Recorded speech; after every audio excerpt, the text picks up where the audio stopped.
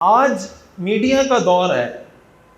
آپ دیکھیں ہمارے جو نوجوان کیا بچے کیا بوڑھے سارے موبائل میں مصروف ہیں. فیس بک، کوئی یوٹیوب، کوئی ٹک ٹاک، کوئی انسٹاگرام، اسی میں لگے ہوئے ہیں. آج کل تربیت کا ایک بہت بڑا میڈیم، چاہے وہ اچھی تربیت ہو یا بری تربیت ہو، اس کا ایک بہت بڑا میڈیم موبائل ہے. لیکن پہلے زمانے میں یہ ہوتا تھا نا، آج کل جو تربیت کی اہمیت ہے وہ پہلے سے بہت بڑھ گئی ہے. اور بڑھ اس لیے گئی ہے کہ سورس آف نالج، معلومات کے ذرائع بہت زیادہ بڑھ گئے ہیں. پہلے ایک آپ کو دین کی بات کس سے پتہ چلتی تھی؟ آپ اگر 30 سال پہلے چلے جائیں تو ایک عام آدمی کو دین کی بات کہاں سے پتہ چلتی تھی؟ مسجد آتا تھا، امام صاحب سے بات سنتا تھا، چلا جاتا تھا. زیادہ یہ ہوتا تھا کسی اور مسجد چلا جاتا تھا تو کوئی اور بات سننے کو مل جاتی، کسی جلسے میں چلے گئے تو کسی اور کی بات سننے کو مل گئی، بہت حد کر دی تو کوئی کیسٹ ویسٹ سن لی. یہی تھا نا. اب کیا ہے؟ اب آپ مثال کے طور پر ایک بیان سنتے ہیں، آپ سکرول کرتے ہیں اوپر، اسی بیان کے خلاف کسی اسکالر کا بیان ہوتا ہے. مثال کے طور پر آپ کو مثال دیتا ہوں تاکہ آپ کو سمجھ آ جائے. بھائی نماز میں رفع یدین کرنی چاہیے یا نہیں کرنی چاہیے؟ مثال، اب آپ نے ایک ویڈیو دیکھی، اس میں ایک صاحب نے دلائل دیے کہ رفع یدین نہیں کرنا چاہیے. جیسے ہی ویڈیو ختم ہوئی آپ اوپر گئے، ایک اور ویڈیو سامنے آ رہی جس میں وہ سارے دلائل اس چیز کے دے رہا ہے کہ رفع یدین کرنا چاہیے. سمجھ آ رہی بات؟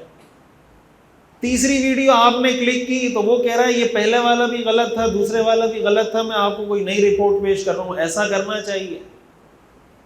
اب ایک کچے ذہن کا، مثلا 16 سال ایک بچے کی عمر ہے، 15 سال ایک بچے کی عمر ہے، یہ تو میں آپ کو فروعی مسائل بتا رہا ہوں. بہت سی چیزیں جس کا تعلق عقیدے کے ساتھ ہے، ہمارے اعتقادات کے ساتھ جس کا تعلق ہے، مثلا صحابہ کرام کی عظمت، صحابہ کرام کا معیار حق ہونا، صحابہ کرام کا عادل ہونا، اصحابی کالنجوم بأیہم اقتدیتم اہتدیتم، یہ ہمارا ایمان ہے نا. اہل سنت والجماعت کا مطلب کیا ہے؟ سنت کا مطلب رسول اللہ صلی اللہ علیہ وسلم کی سنت، اور الجماعت کا مطلب صحابہ کی جماعت. ہم اپنے آپ کو کہتے ہیں کہ ہم نبی والے ہیں اور صحابہ والے ہیں. اہل السنت والجماعت کا یہ مطلب ہے کہ ہم سنت والے ہیں اور جماعت والے ہیں. سنت سے مراد سنت رسول اور جماعت سے مراد جماعت صحابہ.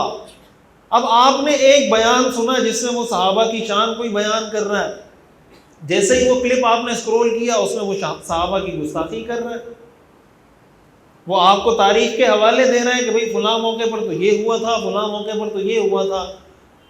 اب آپ تو یہ سمجھ رہے ہیں نا کہ میرا بچہ اسکول جا رہا ہے، مدرسے جا رہا ہے، دیٹس اٹ، میں نے اس کی فیس ادا کر دی، میں نے اس کے قاری صاحب سے بات کر لی، اسکول یونیورسٹی میں بات کر لی، میری ذمہ داری کیا ہوگی؟ پوری ہوگی. یہ جو موبائل میں وہ سب کچھ دیکھ رہا ہے اس کا ذمہ دار کون ہے؟ اور جب یہ ساری چیزیں مکس اپ ہو کے اتنا خلط ملط ہو گئے، جب وہ کوئی 50-60 قسم کے آئیڈیاز ایک ہی موضوع پہ سنے گا، اس کے دماغ میں بچے گا کیا؟ اس کا عقیدہ کہاں جائے گا؟ اس کا ایمان کہاں جائے گا؟ اور عقیدے اور ایمان کے بارے میں یہ بات یاد رکھیں کہ ایمان کے اندر اگر شک بھی آ جائے نا، ایمان اللہ کو 100% چاہیے. اعمال میں ہر مسلمان کمزور ہے. آپ یہ کہہ سکتے ہیں کہ یار ہمارے اعمال کمزور ہیں لیکن میرا ایمان کمزور ہے، یہ نہیں کہہ سکتے. ایمان 100% چاہیے. مثال کے طور پر کوئی آدمی یہ کہتا ہے کہ میں 99% عقیدہ توحید پر ایمان رکھتا ہوں لیکن 1% نہیں رکھتا، وہ مسلمان ہے؟ بتائیں. اگر کوئی آدمی کہے 99% عقیدہ توحید پہ ایمان رکھتا ہوں، 1% پہ نہیں رکھتا، وہ مسلمان ہے؟ نہیں ہے. کوئی آدمی کہتا ہے میں 99% عقیدہ ختم نبوت کو مانتا ہوں، 1% نہیں مانتا، وہ مسلمان ہے؟ ایمان 100% اللہ کو چاہیے.